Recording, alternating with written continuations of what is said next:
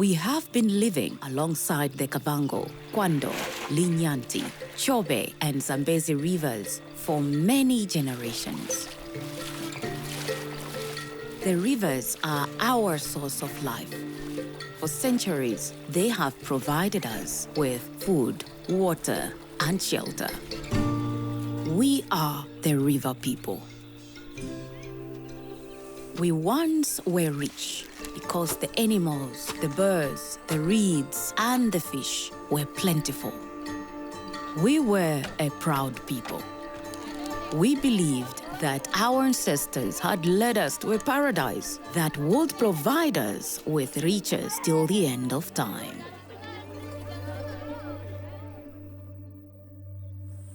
But nothing stays the same. Families grew and the population increased. And then, even more people came. They came from near and far, people searching for greener pastures, people displaced by war and politics, people in need of food, water, and shelter. The river people did not worry. We thought the rivers were so rich, there would be enough for everyone.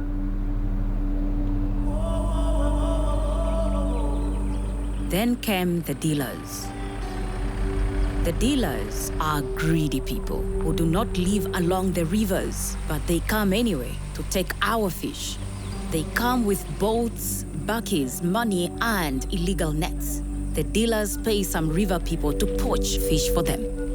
They give the poachers the deadliest illegal nets and show them how to drag the nets across the river, catching every fish and every animal in their path, tearing up the reeds and plants, destroying the rivers. The fish they take are not for the river people. They are for people in distant towns, cities, and countries.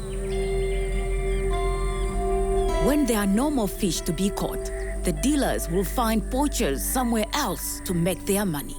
The dealers don't care that the river people will be left with nothing. The dealers have already taken so much, it has become much harder for the river people to catch fish. Sometimes we can fish the whole day and not catch anything.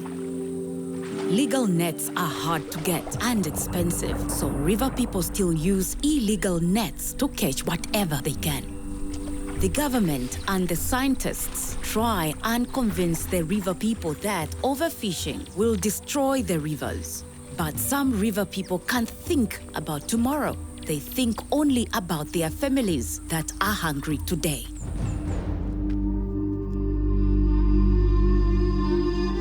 Because of uncontrolled, destructive, and commercial fishing, our source of life, the rivers, are on the brink of collapse. The riches they once provided are vanishing right before our eyes. The climate is changing too. It's getting hotter and more difficult to grow food. The river people need the rivers and their fish more than ever before.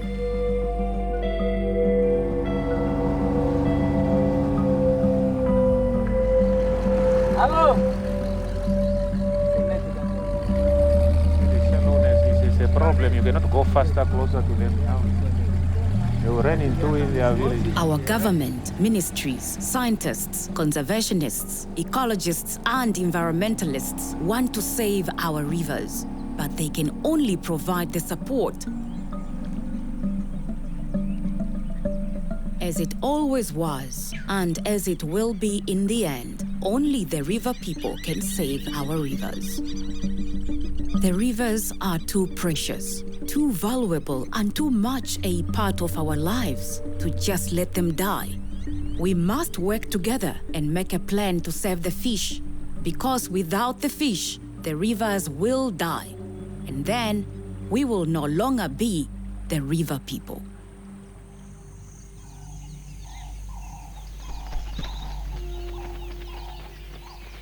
Every bird, mammal, reptile, insect, plant, and fish are essential parts of our ecosystem.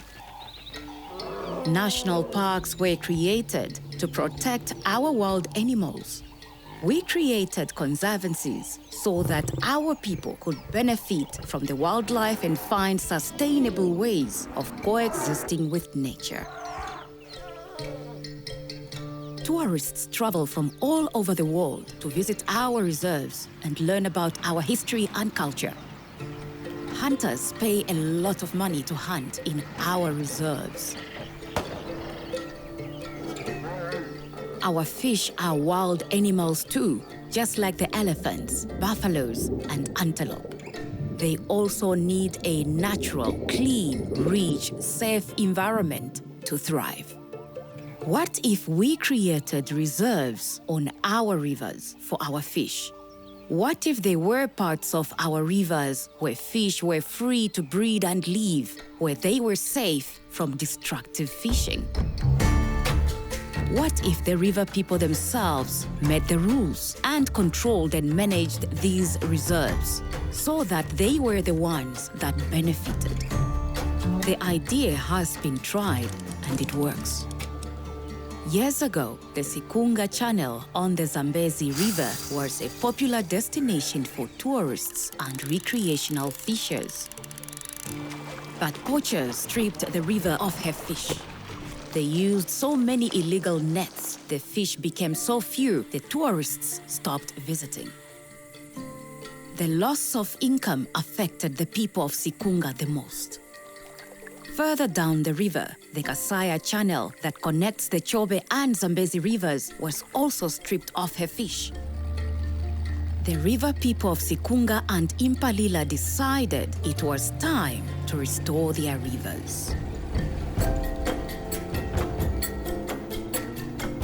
Supported by the Namibian Nature Foundation and the Ministry of Fisheries and Marine Resources, their communities came together and agreed to develop and manage their own fisheries reserves.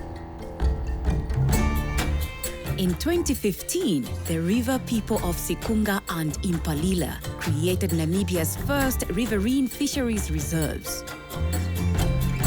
The Sikunga and Impalila fish guards patrol the rivers, confiscate illegal nets, and report illegal fishers to the authorities. Destructive fishing has been reduced considerably. The fish have recovered and become plentiful. More birds and animals live along the rivers.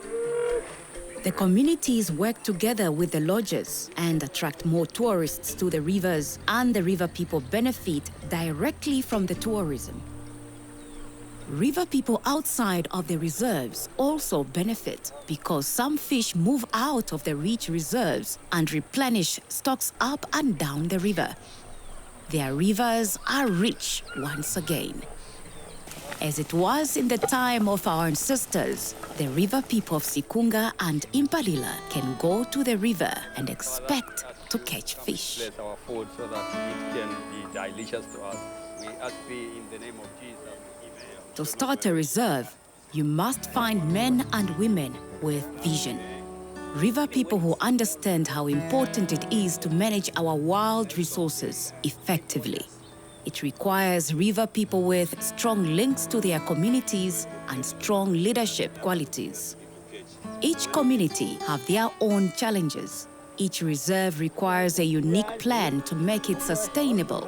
Income can be realized from hunting concessions, fishing fees, or ecotourism.